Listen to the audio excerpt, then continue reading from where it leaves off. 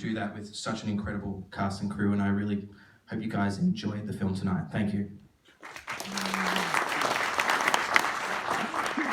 Hi, I'm Deb Morgan. I'm one of the producers, and also, Darren also forced me to speak. So that's you forced me. No, it's a pleasure. I wanted to welcome everybody here to this special screening of Tommy, and especially on behalf of the filmmakers, some of which who are here today, the incredible cast and crew. Thank you so much, because obviously we couldn't have done this without you. I don't have the time to go into how we made the film and the huge effort, hundreds of hours that went into it.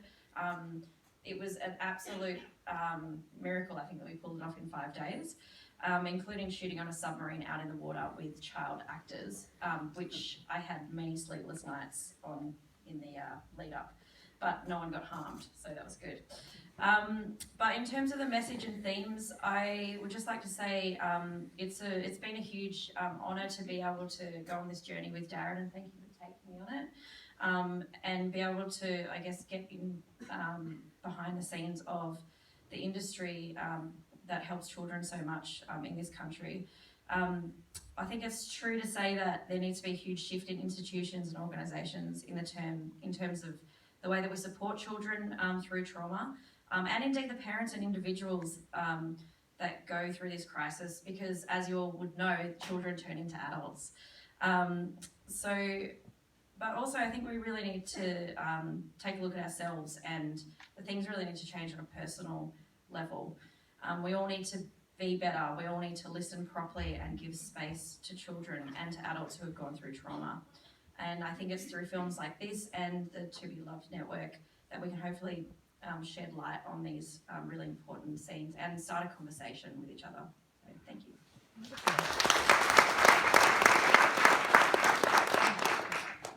Welcome everyone, and it's pretty amazing for Monday night, gosh. I thought you guys would be home watching, The Block or Love Island or something. But anyhow, welcome on behalf of the To Be Loved network. Our special guest speakers tonight, Ange Altavilla, Janine Marnie, and Vincent Papalayo, and Scott and Deb are going to hit the stage tonight, which is great. Also, I'd like to welcome our esteemed guests and our family and friends, and also the supporters of the To Be Loved network. And just for the record, I don't make them talk, they talk a lot. In fact, they fight a lot. We wouldn't have got this film made if I hadn't been standing in between them mediating on creative choices, let's be frank.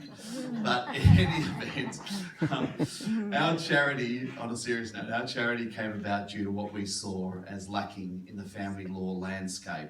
That is, resources to assist separated families, resources that would ensure children are given a real voice. As we know, children are often the unheard, silent victims of family breakups. What they endure often goes unnoticed, as between their warring parents. It is clear that the court arena is doing the best it can. However, I feel that we can assist in that regard in terms of looking at other means and at new ways to facilitate children being given every chance to thrive emotionally, psychologically, and physically. It's all about doing something effective and positive for children whilst implementing a thought process that thinks outside the square. Our charity, To Be Loved, has only been operating since last September. It has had an amazing success thus far. And we've published a book, Tommy and Tiger Terry, which I wrote, which was launched at State Parliament in May by the Honourable Danielle Green MP, and with the Assistant Commissioner of Police Family Violence Command, Dean McWhirter. And this film was shot in May and June of this year, so it wasn't shot long ago when Deb coordinated the amazing ship ride to the submarine in the middle of Western Port Bay, and cramming 30 cast and crew down a hatch. So it was pretty significant. In fact, when we first shot the film, when I first wrote the film, it was with Philip Klassen, it was some 30 minutes long. Scott, damn it, I've done it again. Scott Dale came on board and he said, I reckon we can make this film shorter. Let's get a submarine. I said, you've got to be joking. I said, we haven't got the Avengers budget. I'm no Thor. Anyhow, he comes back to me in 2 days. He says, I found a submarine, Daz, and it's for free. And I went, wow, okay. Anyhow, so that was pretty special. So this, you'll see that in a second. But look, the key message in the book and the film is hope. It's hope that children understand that they are not alone, that children can be supported through their trauma, and hope that adults can change the way they behave, that they can realign their priorities so that children have a happy childhood, not a childhood replete with trauma.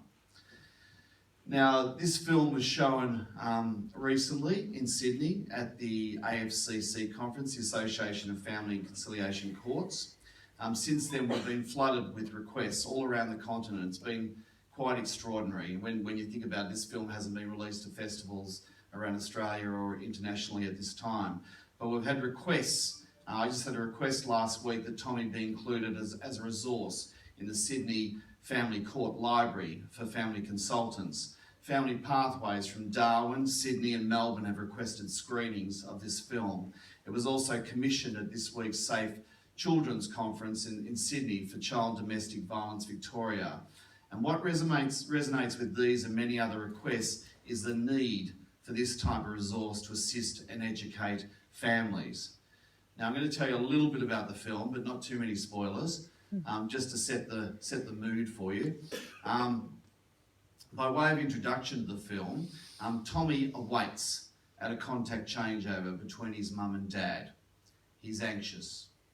He knows it is never a pleasant experience. He fears it will get out of hand, violent even. For him, for Tommy, it's akin to going to war, where his parents exercise trench warfare, attempting to drag him into their trenches. Tiger Terry is called upon to protect him sometimes. However, at other times, Tommy is left suffocating in his own isolation, with no one listening. For Tommy, it's a mad world.